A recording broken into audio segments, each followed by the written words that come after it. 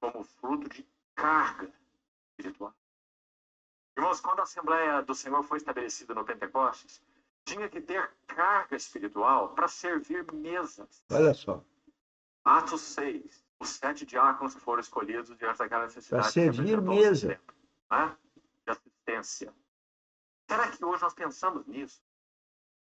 Será que hoje, para exercer diaconia, esses requisitos é necessário ser cheio do Espírito Santo e de sabedoria? Irmãos, nós achamos que isso é importante. Não, ele tem só que olhar se as cadeiras estão bem arrumadas, o salão está limpinho, né? As pessoas estão bem acomodadas, se estão recebendo cesta básica, os irmãos que têm necessidade. Pronto, isso é diaconia. Né? Mas quando a igreja foi estabelecida, os diáconos eram cheios de sabedoria. Lembra que entre eles estão Filipe, que evangelizou Samaria, e está Estevão, que pregou aquela mensagem, colocou Saulo de Tarso de joelhos, podemos dizer. 2 diáconos, Estevão e Filipe. Né? Você vê, irmão? Filipe eu não lembro, mas Estevão, ele recebeu um encargo, ele recebeu uma ordem. E nessa ordem, todos os religiosos o agrediram com pedra até a morte.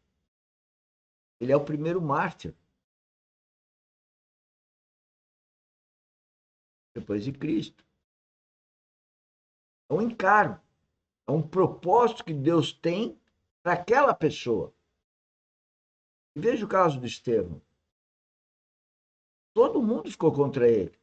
Paulo estava do lado, Paulo naquela ocasião não o defendeu, ao contrário, ele compactou com aquilo. Encargos, senhores, qualquer um pode ter de ouvir a Deus. Mas o encargo é de Deus direto com a pessoa. Os outros não sabem.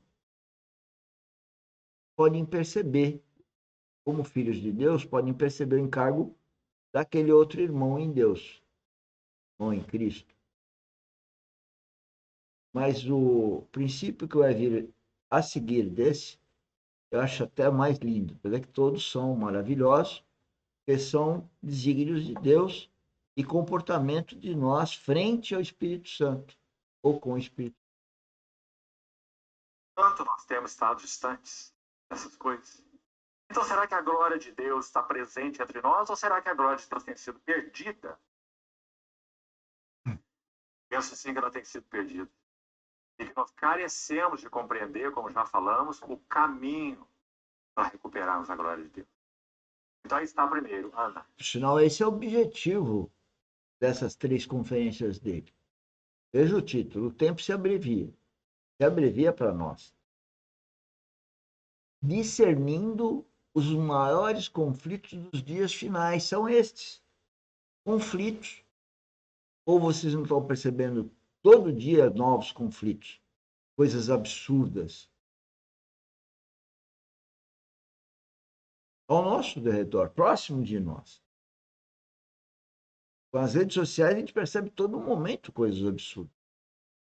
Então os últimos dias são conflitos. Conflitos do mundo.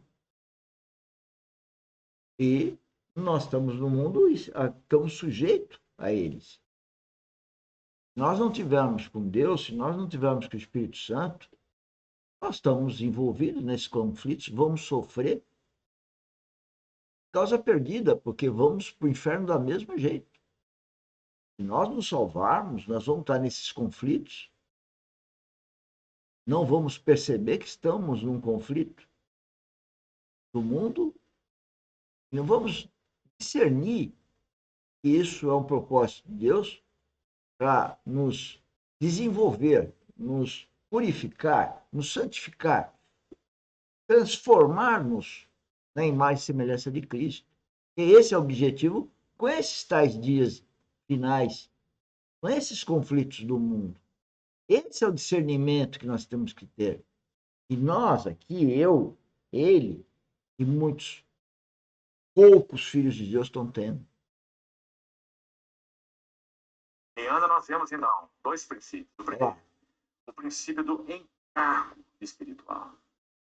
Eu me lembro, há um bom tempo atrás, nós tocamos em alguns aspectos desse assunto de Ana aqui com os irmãos, mas foi muito breve. Hoje nós teremos mais tempo para isso. Nós vamos gastar essa primeira reunião apenas com Ana. Amanhã seguimos com Samuel e os outros, conforme o Senhor nos guiar. Então, o primeiro princípio, já vamos explicá-lo daqui a pouco. O princípio da carga espiritual, ou do encargo espiritual. Segundo princípio na vida de Ana, vamos colocá-los juntos. Depois vamos ver por quê. O princípio da oração e ação, ou mordomia. Oração e mordomia. Ana aprendeu a orar e Ana aprendeu a ser mordoma. Porque ela entendeu ser a carga de Deus. Ela exercia mordomia. Esse assunto do encargo de Deus, ou da necessidade de Deus. Então, repetindo. Dois princípios essenciais, indispensáveis para nós se queremos recuperar a glória de Deus. Veja, é indispensáveis para nós hoje que nascemos de novo. E quem não nasceu de novo não discerne isso. Então, se você aí está me ouvindo, já é uma grande coisa. Se você está desconfiado do seu discernimento, ótimo. E aí você vai se ajoelhar, a ter uma conversa íntima com Deus. Vai com humildade. Por isso que a gente fala se ajoelhar. Humildade de coração. Não é um choro, muito mais que um choro. Uma coisa profunda. Você vai sentir a presença de Deus e Ele vai te acolher. Esse é o amor ágape. É sentir que é só nele que você tem a solução. É só a partir dele que você vai sentir o seu encargo, ou os seus encargos. E é a partir disso que você vai praticar, vai sentir a vontade de praticar o princípio da mordomia. E quando ele falou em oração, oração é uma relação. É uma relação do coração, é espiritual com Deus. Humildade, com amor, uma relação franca, humilde e espiritual, Deus te acolhe.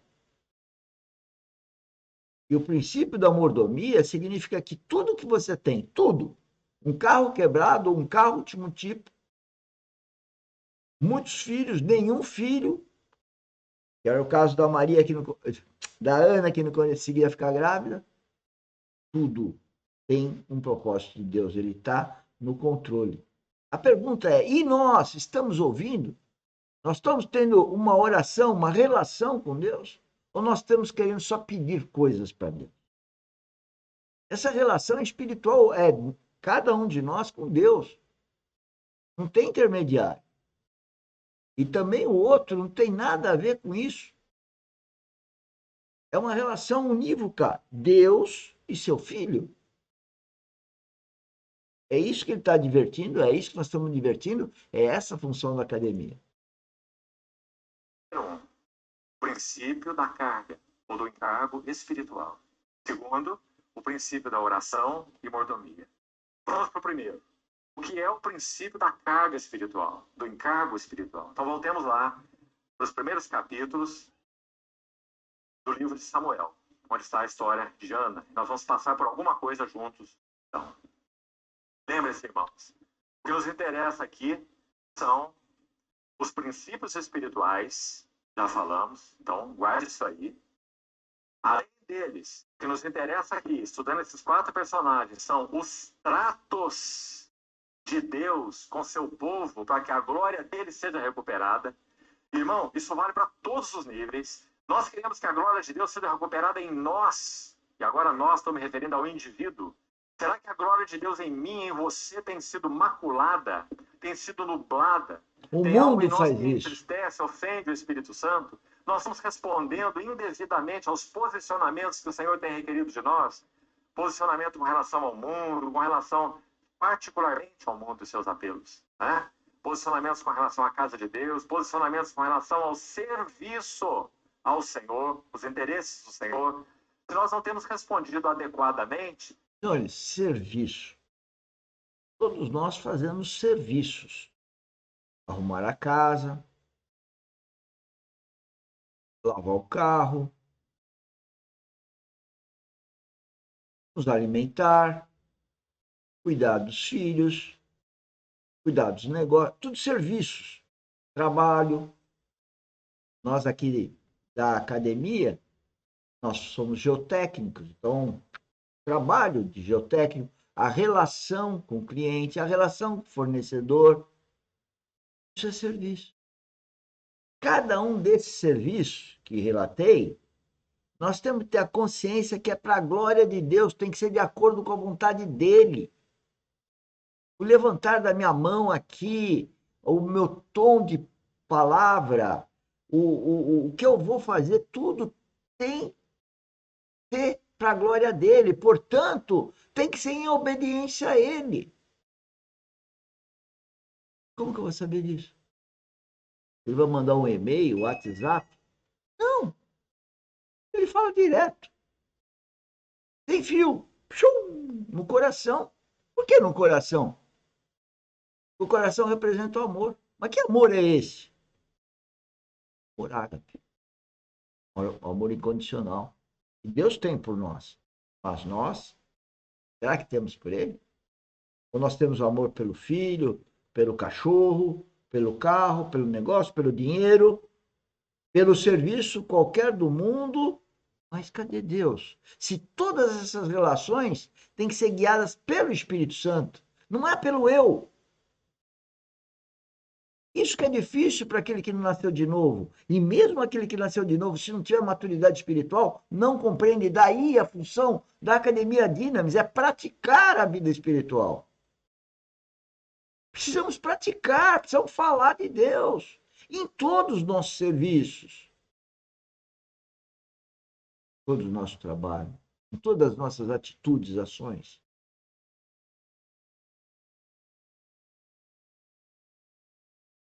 Nós temos aquele senso, por causa da habitação do Espírito Santo em nós, de frustração. Como que estamos vivendo quase que para o nada. Vida sem propósito, sem razão, sem significado, sem realização. Porque nós não somos pessoas comuns, amados irmãos. E que maravilha. Percebeu?